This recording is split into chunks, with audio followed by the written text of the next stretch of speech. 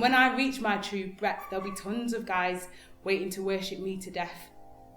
It was quite autobiographical, and then just mixed it with all the stuff that I'd found out from other people. It's branded as a feminist show, and I do believe that it is a feminist show.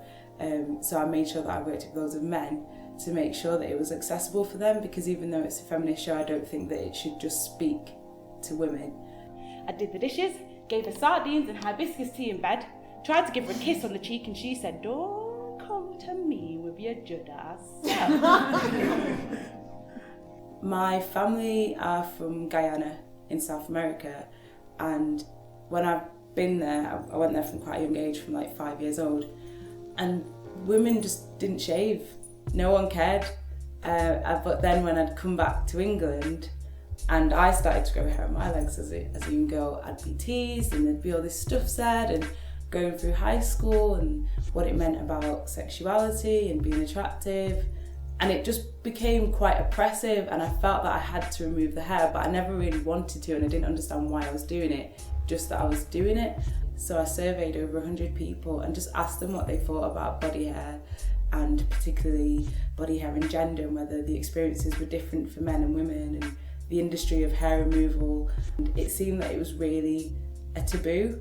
It's quite a massive industry, like millions and millions of pounds, and it's a psychological thing. I mean, it goes into the whole thing of body image and commercialism in this country in particular, I think, and in places like America, and also in parts of Asia. No eyebrows, no hair whatsoever. She's completely bald. And as her mum anoints her with kisses, I noticed the entirety of her 4'2" condition. A cancer-stricken child, silently praying for remission. I like to focus on making politics more accessible. The first time when I did the Scratch performance, we connected with Armpits for August. They're based in London, and they were running a campaign where women had to grow their armpit hair in August to raise awareness of PCOS, which is polycystic ovary syndrome. I'm always on the lookout for more charities and more groups like that I can connect with in relation to the show.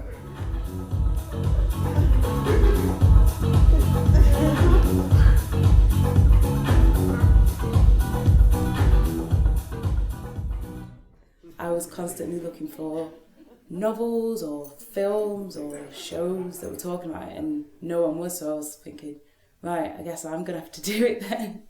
I'm just going to have to go on my own and do it on my own, and challenge myself to not just do spoken word and not just write a script, but try and harness all the skills and all the talents that I've been honing over the years. It's given me a lot of confidence as an artist. I'd say I respect myself more, and I have a bigger appetite personally as a solo artist.